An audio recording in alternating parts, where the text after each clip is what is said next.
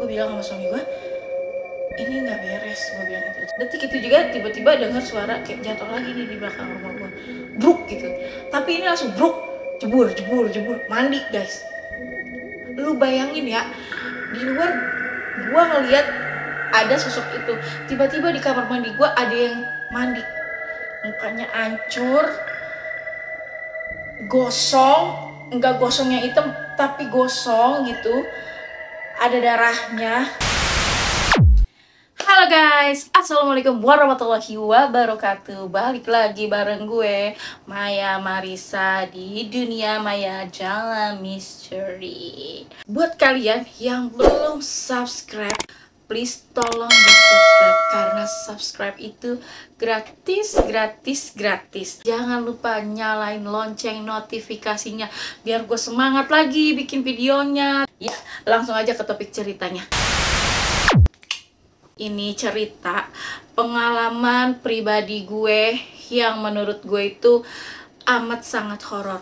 Karena emang kehidupan gue itu tidak pernah jauh namanya dengan kehororan, kemistisan. Pada saat gue baru menikah dengan ayang beb tercinta, gue nikah itu di tahun 2008. Nah, di 2008 itu gue gak langsung kontrak, tapi gue tinggal sama nyokap gue. Sampai beberapa bulan menikah, gue pengen nih ngerasain yang namanya gimana sih rasanya ngontrak cuman berdua, gimana sih yang ngerasain masakin suami, terus bikinin sarapan. Kalau di rumah nyokap kan pasti yang bikin, yang ngehandle semua kan nyokap kan. Gue pengen banget kontrak. Ya gue ngomong sama ibu gue sama bapak gue ngomong gue mau ngontrak, dan ya mereka ngizinin. Ya udah, kalau emang mau ngontrak, mau coba ngontrak ya silahkan gitu, tapi kalau nggak betah balik lagi ke rumah nggak apa-apa gitu.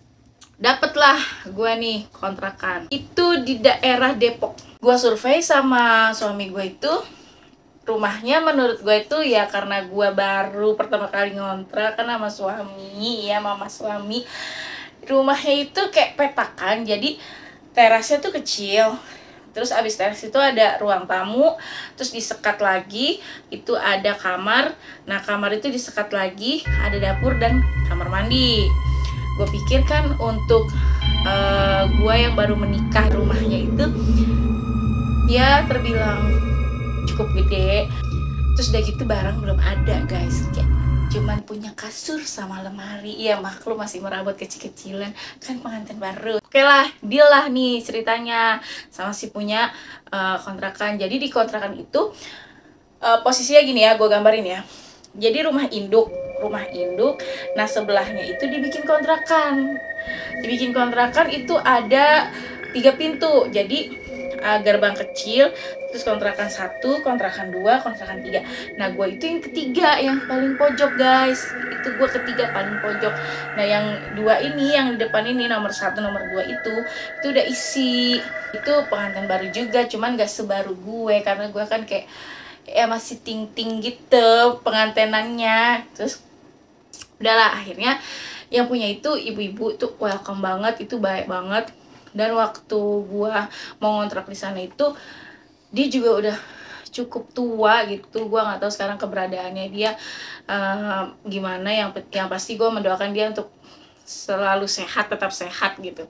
Nah, akhirnya gua bilang sama suami gue, ya udah mau nih ayang tinggal sini. Ayang ngomongnya masih ayang ngomongnya, kata suami gue. Ya udah, ngontrak lah saya gue di situ kan, ngontrak. Pas itu gue ngomong nih sama ibu sama bokap gue, terus gue bilang ya udah dapat kontrakannya. Itu kontrakannya baru, emang terus terang aja itu kontrakannya tuh baru berdiri dan belum ada setahun, jadi kayak baru beberapa bulan gitulah usia kontrakannya itu. Terus kata bapak gue, ya udah kalau emang mau ngontrak ya udah nggak apa-apa. Pas pindah, gue nggak ngerasa ada kejanggalan. Pas hari pertama gue pindah ke situ, biasa guys, gue malamnya pasti nangis. Bukan nangis gimana-gimana, karena gue nangis yang tadinya gue tidur sama emak bapak gue. Terus udah gitu, yang tadinya gue tiap pagi ketemu emak bapak gue, terus dikontrakan gue pada saat itu, di saat suami gue berangkat kerja, gue harus tinggal sendirian. Dan itu sih yang bikin gue kayak nangis gitu, kepikiran mereka-mereka gitu loh. Hari pertama nggak ada keluhan apa-apa, dan si ibu kontrakannya tuh baik. Ya udahlah nih ya, suami gue berangkat kerja. Dia kan kerja di resto kan, pulangnya malam. Ya nggak malam banget sih ya, sekitar jam 8 jam 9-an lah gitu. Ya sampai ke rumah, dia juga nggak ngerasain ada yang beda, ada yang janggal atau ada yang aneh. Itu nggak sama sekali. Dan waktu berlalu, semua tuh sesuai dengan keinginan kita gitu. Maksudnya yang nggak pernah ada masalah apa-apa gitu. Pada saat gua tinggal di situ menginjak hari ke-7 itu pas laki gua pulang kerja nih, sepintas tuh kayak wangi. Kalian pernah gak sih nyium wangi kembang kenanga? Tuh wangi banget gitu kembang kenanga. Tapi pada saat gua mau menghirup lagi, itu nggak ada. Jadi kayak saat gua diam, saat gua nggak menghirup, itu tuh wanginya itu ada gitu. Tapi pada saat gua mencium lagi, wanginya tuh nggak ada. Laki gue nih masuk ke dalam rumah, terus kan bersih-bersih apa segala macam. Gue kan nyiapin buat dia makan malam. Awalnya itu gue pikir ada tikus atau apa gitu di dalam rumah gue, di dapur. Pertama itu bunyi suara piring dulu nih, kertek gitu. Masih suara piring, tring gitu lah pokoknya ya. Gue pikir tikus. Nah gue ngomong nih, yang itu kayak ada tikus. Maaf ya, manggilnya masih ayang nih. Kata suami gue, nggak ada. Ya udahlah, akhirnya gue nggak gubris kan, tetap makan. Nah pas ke belakang itu emang nggak ada apa-apa, pure nggak ada apa-apa, bersih, nggak ada apa-apa, nggak ada cicak, nggak ada tikus. Setelah itu kan kita tidur nih. Nah di mimpi gue tuh ngelihat sosok tinggi, gede, hitam, berbulu. Tapi mohon maaf nih ya, payudaranya dia tuh sampai pinggang, sampai di bawah perut gitu. Gue nggak tahu ini kawin silang, genderuwo, sama wewe gombel apa bagaimana, gue kagak tahu ya. Pokoknya intinya yang gue lihat di mimpi gue tuh kayak gitu. Nah pada saat itu gue bangun, gue langsung meluk suami gue. Terus gue nggak berani cerita hari itu karena gue pikir itu malam kan. Besok aja lah gue ceritanya pagi-pagi gitu. Setelah gue ngimpi itu, kejanggalan tuh masih ada gitu. Terus gue ngedengar, bukan gue doang ya, ngedengar suara kayak kedebruk gitu. Kesusul suara kericikan air. Kayak keran gue tuh lagi dibuka gitu. Gitu air. Terus gue lihat-lihatan nih sama suami gue. Itu suara air keluar dari keran, disusul lagi sama suara orang nyanyi. Jadi kayak tapi tuh suaranya tuh tipis, udah gitu tuh kok suara kayaknya lembut, halus. Gue masih tetap lihat-lihatan nih sama suami gue, tapi gue mulai bermain dengan pemikiran gue ya. Gue mulai gue positif thinking aja, mungkin tetangga sebelah gue gitu, karena tetangga sebelah gue juga kan dia pengantin baru. Nah disusul lagi sama suara orang mandi. Pertama sekali jebur, tapi suara mandinya ini serasa deket banget guys. Terus jebur, lama-lama tuh cepet mandinya.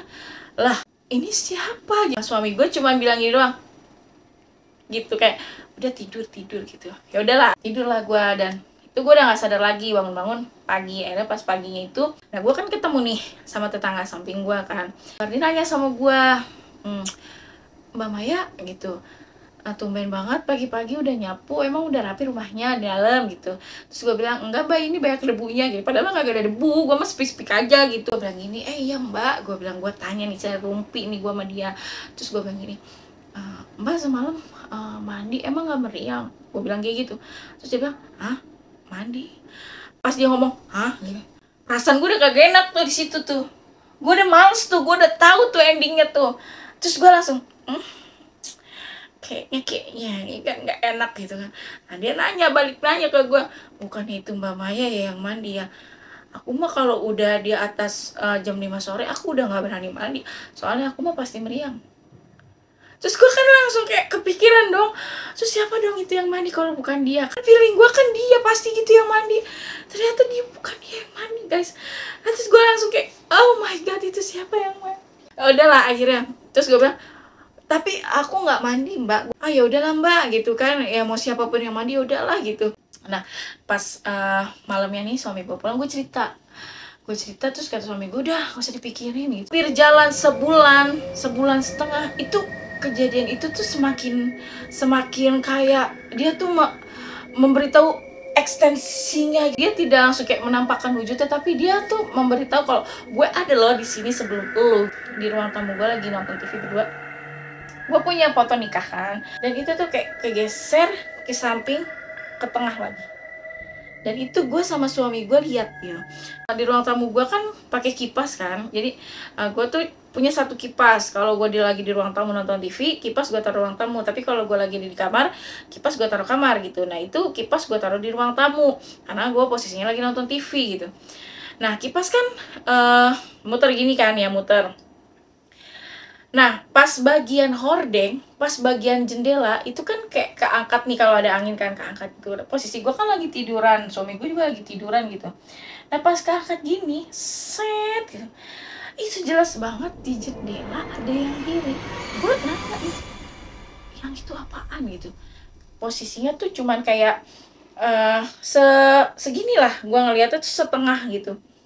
Cuman dia tuh di luar juga kayak ketiup angin gitu, kayak kain ketiup angin gitu. Gue langsung kayak jantung gue tuh kayak duduk gitu. Gue kayak ngerasa tuh gue kayak lagi ada di dalam rumah hantu. Gue keluar ada hantu, di dalam juga gue udah takut. Gila, bener-bener kayak uji nyali banget ini rumah lama-lama. Gue mulai megang tangan suami gue gitu, gue udah mulai panik. Dan detik itu juga tiba-tiba dengar suara kayak jatuh lagi nih di belakang rumah gue, bruk gitu. Tapi ini langsung bruk, jebur mandi guys. Gue diem, terus gue ngeliat hordeng lagi itu nggak ada bayangannya. Bayangan putih itu udah nggak ada lagi, kain putih itu udah nggak ada lagi. Terus gue pikir itu apa dia mandi ya ke belakang? Gue pikir gitu kan, apa dia mandi ke belakang gitu. Terus ya udah gue diem tuh, akhirnya dengkul gue lemes-lemesnya, gue kayak nggak bisa bangun sama sekali gitu. Ada sekitar setengah jam itu gue sama suami gue tuh kayak nge-freeze. Kita nggak bisa bangun, nggak bisa ngomong, nggak bisa gerak, nggak bisa teriak. Ya udah menikmati keadaan aja gitu. Suami gue, ya udah kita tidur aja. Tapi gue gak berani gitu loh masuk ke dalam. Udah tidur di luar aja. Nih ketemu malam lagi kan. Nah malam itu gue beli duren sama suami gue pengen duren gitu. Gue beli duren 3 gitu. Gue beli duren. Pas pada saat gue beli durian itu gue ingat banget, kayaknya gue nungguin dia buka durian dah gitu. Tapi dia bilang pada saat itu gue kesurupan itu untuk pertama kalinya gue kesurupan katanya dia. Gue gak nyadar gue kesurupan guys, sama sekali gue gak nyadar. Tapi suami gue gak cerita gue kesurupan gimana, cuma bilang kamu kesurupan udah gitu doang. Ya udahlah, malam itu gue cuman kesurupan. Nah jalan bulan kedua itu lebih ekstrim lagi. Ekstrimnya, jadi dia mulai menunjukkan eksistensinya dia itu secara terang-terangan, secara gamblang, secara ini gua loh, ada, lu harus lihat gue gitu. Kasarnya kayak gitu. Tiba-tiba pas malam itu, gue cium wangi bunga kenanga lagi. Disusul sama wangi kayak wangi kentang goreng kentang rebus atau singkong rebus gitu lah, pokoknya kayak wangi umbi-umbian yang baru banget direbus, terus yang masih ngebul, terus yang dibuka plek gini, terus yang kita hirup itu wanginya seperti itu gitu. Nah itu nyanter banget wanginya. Terus seperti biasa gue nonton TV lagi di depan dan kipas angin juga ke depan. Nah pas banget gue kan selalu kayak notice ya gitu, kayak kalau gue udah merinding, gue udah rasa takut, gue orangnya waktu itu takutan gitu. Tapi gue kepo juga gitu. Pasti nanti nih di depan pasti ada nih. Kalau hordengnya keangkat, pasti bakalan ngeliat sesuatu. Pas banget guys. Pas kipas angin ngadep ke tembok. Set gitu. Belum sempet gue lihat, gue sama suami gue dengar suara auman macan. Suaranya tuh kayak bergema gitu. Sampai gue tuh ketakutannya tuh kayak melebihi gue ngelihat hantu gitu. Karena yang gue tahu tuh kalau ada macan pasti dia nerkam manusia, terus udah gitu mati ntar orang yang dimakan macan gitu kan. Terus gue pikir-pikir lah, gue bukan di taman safari, gue juga agak dekat sama kebun binatang gitu. Terus suara macan dari mana? Pas gue meluk suami gue, itu di jendela itu kayak ada sosok putih tapi bukan kain ya. Sosok putih ini yang gue lihat itu ada ikatan di sini, ada ikatan di sini. Jadi ini di sini tuh kain. Jadi ikatannya di sini sama di sini posisi ikatannya. Terus gue pikir dong, lah ini kayak gimana lagi nih? Kok ini ikatan ya, gue lihat diikat-ikat gitu loh. Terus gue langsung notice kepikiran gue langsung,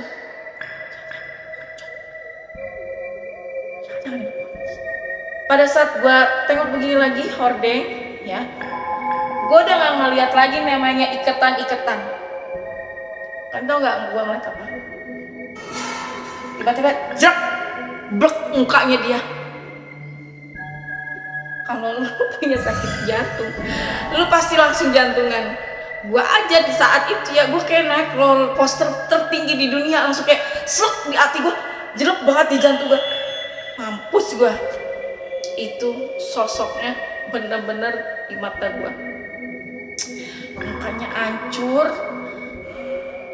gosong, enggak gosongnya hitam tapi gosong gitu, ada darahnya. Itu gue langsung sadarin diri lagi. Dan situ katanya gue pingsan gue bablas sampai pagi. Berarti gue itu tidur, pingsan sekaligus tidur. gue udah itu menurut gue itu rumah kontrakan terekstrim sih menurut gue tuh. Akhirnya gue ngomong sama suami gue besoknya, nggak bisa, kamu nggak usah berangkat kerja, pokoknya kita udah nggak usah tinggal di rumah ini lagi. Karena menurut gue itu dia udah ngasih tahu wujudnya dia, penampakannya dia itu yang tadinya cuma suara-suara, tapi itu udah bentuknya udah wujud, udah kontras banget, udah kelihatan banget, udah sempurna lah gitu wujudnya.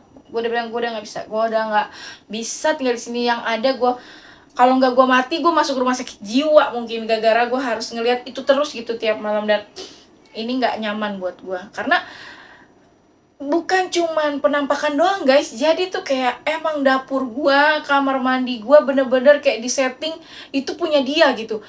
Dia mandi sesukanya dia tiap malam. Lemari makan gue tuh, piring-piring tuh bunyi terang tang tang tang tring tik tik tik segala macem. Dipikir dia tuh angklung apa bagaimana, gue juga gak ngerti ya. Akhirnya gue bilang gue mau pindah, gue nggak mau tinggal di sini lagi, gue bilang gitu. Itu kejadian pokoknya tahun 2008 2009, pas banget gue udah nikah lagi ibarat katanya. Nah setelah itu akhirnya gue nggak nungguin habis bulan itu, gue bilang sama si ibunya kalau sore ini gue bakalan cabut, gue bakalan pindah, gue bakalan balik lagi ke rumah orang tua gue. Kayaknya orang tua gue ngelarang lagi buat gue ngontrak itu. Ya udah akhirnya sore gue cabut pada saat itu. Dan gue udah yang namanya gue trauma ngelewatin jalan untuk ke kontrakan gue itu tuh, setiap gue pergi sama suami gue itu gue trauma gitu.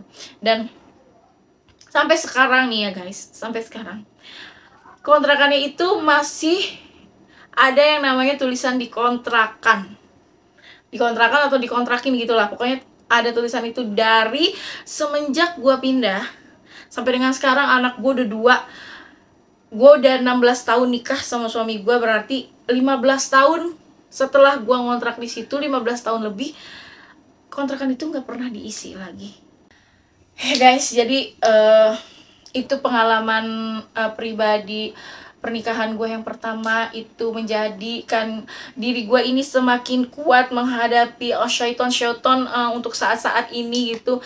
Karena buat gue dulu itu seperti hal-hal kayak gitu tuh cukup awam buat diri gue. Tapi untuk saat ini, setelah banyaknya kehidupan, tangga-tangga perjalanan gitu, ya gue mulai menerima keadaan dan mulai berteman dengan kemisterian gitu kan, sampai pada akhirnya gue membangun YouTube ini, podcast ini, karena emang begitu banyaknya pengalaman pribadi mistis gue yang gue alami sama suami gue dan keluarga gue tentunya. Oke guys, gue rasa sampai di sini dulu cerita gue, cerita pribadi gue. Akhir kata gue ucapkan terima kasih. Assalamualaikum warahmatullahi wabarakatuh. Bye bye.